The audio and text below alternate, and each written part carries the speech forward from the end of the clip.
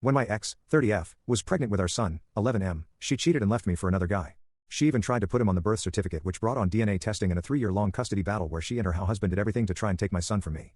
Because of the cheating, the attempts to prevent me being in my son's life, and many lies told, even to CPS, about me, there is no civil or co-parenting relationship between us. We always sit apart when we're at the same event for our son. We communicate only through an app assigned by the courts. We have third parties handle custody exchanges.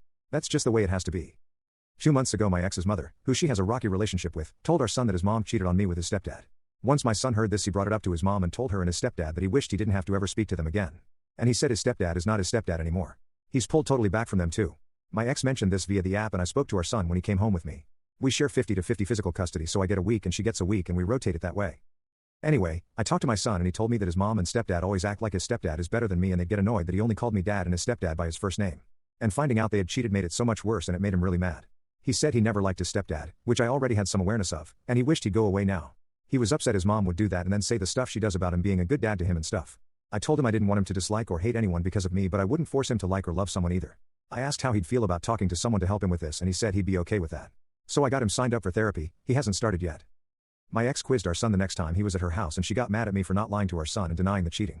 She told me it wasn't fair to use it against her when I never told him. Her mom did.